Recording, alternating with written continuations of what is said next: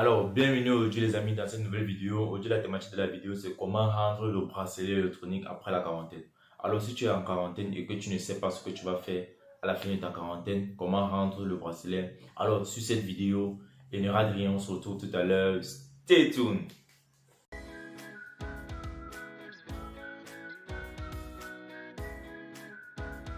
Alors, comme je disais à l'intro de la vidéo, dans cette vidéo, je vais vous expliquer comment rendre son bracelet électronique à la fin de la quarantaine. Je vais vous expliquer ce qu'il faut faire pour pouvoir rendre son bracelet à la fin de la quarantaine.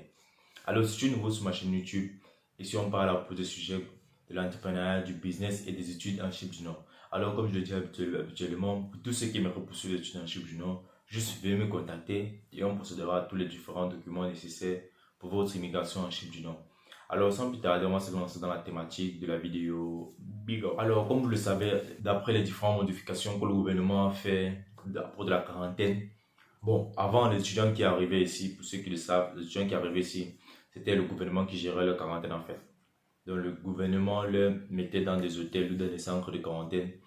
Et à la fin de leur quarantaine, dans le dernier jour, soit peut-être les 3 jours, en fait, l'avant-dernier ou le dernier jour en fait, mais c'était parmi les 3 derniers jours de la quarantaine.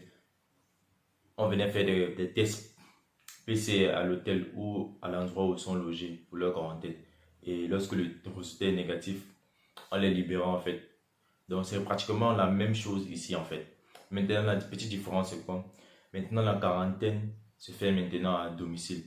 Ou pour ceux qui ont les moyens peuvent prendre la quarantaine du gouvernement qui est de $640. Donc tout cela dépend de vous. Maintenant, comme je l'ai dit, la quarantaine, c'est pratiquement la même en fait. Mais la seule différence, c'est que l'étudiant maintenant passe sa quarantaine à domicile. Et pour passer la quarantaine à domicile, il faut qu'on vous place un bracelet en fait. Donc, le gouvernement, ceux qui sont chargés du sang, vont vous placer un bracelet électronique. Alors, avec ce bracelet, vous devez passer votre quarantaine de 2 semaines au lieu indiqué que vous avez mis sur l'application gouvernementale. Parce que cette application est utilisée pour pouvoir faire le paiement pour le bracelet électronique qui est de 750 ciels. Donc déjà c'est ça. Donc pour obtenir le bracelet, vous devez faire un paiement de 750 ciels sur l'application gouvernementale. Alors lorsque le paiement est fait, vous allez obtenir un code, je crois, 9 chiffres. Et c'est avec ce code que vous allez pouvoir voyager entre vos différents coordonnées. Comme je disais, après avoir obtenu ce code à 9 chiffres, vous allez pouvoir entrer vos différentes informations sur l'application gouvernementale. Alors lorsque vous avez déjà fait toute cette procédure, lorsque vous êtes arrivé en Chine du Nord, vous êtes en quarantaine. Donc vous êtes déjà en Chine du Nord ici là, et vous êtes en quarantaine et bientôt votre quarantaine finie. Alors, vers la fin de votre quarantaine, soit l'avant-dernier jour ou le dernier jour, vous allez recevoir un message, une notification.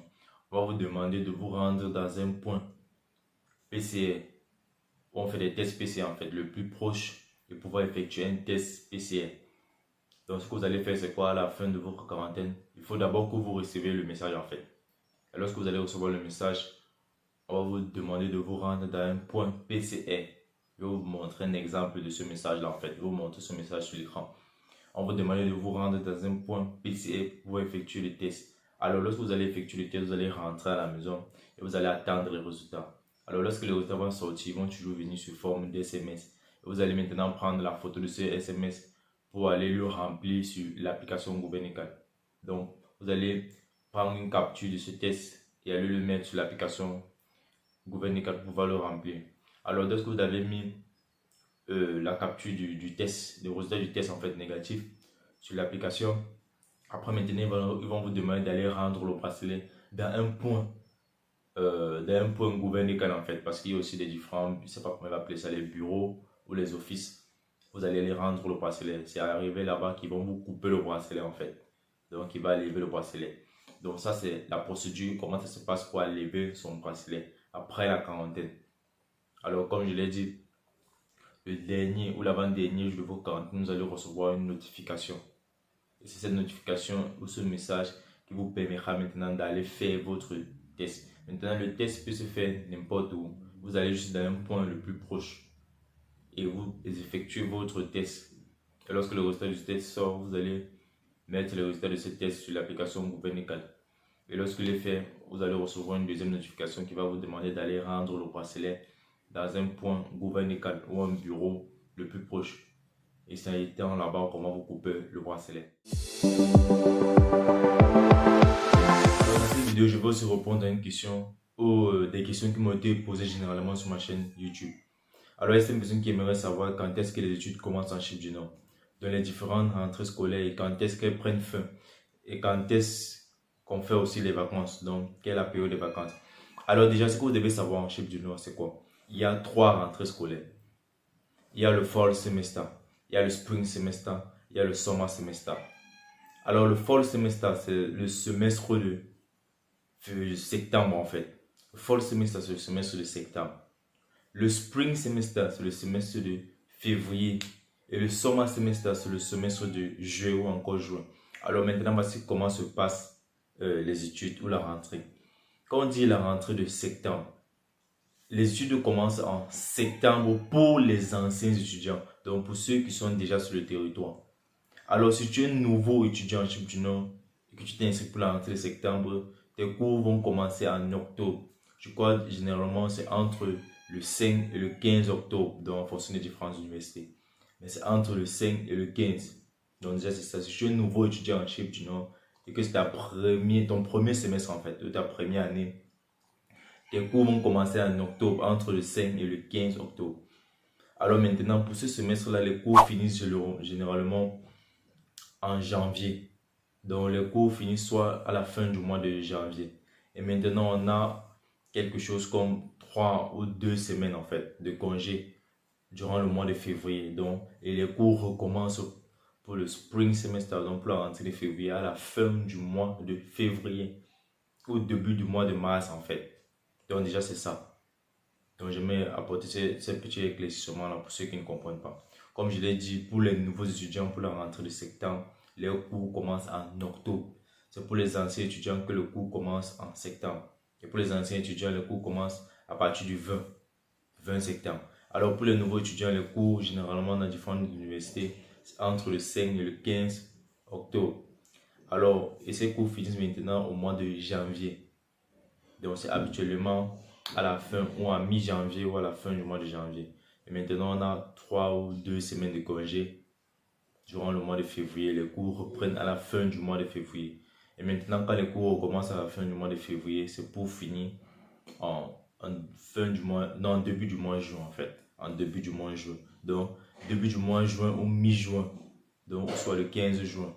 Donc cette période-là, c'est la période du spring semester. Ça, c'est la durée du spring semester. Alors maintenant, quand les cours finissent en mi-juin, il y a maintenant cette nouvelle rentrée de summer semester qui débute.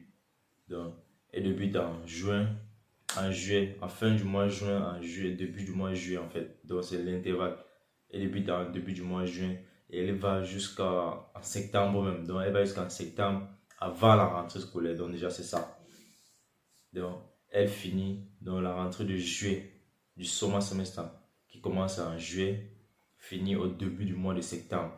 Donc déjà c'est ça. Alors ce que vous devez savoir c'est quoi? On n'oblige pas les étudiants à prendre le summer semester.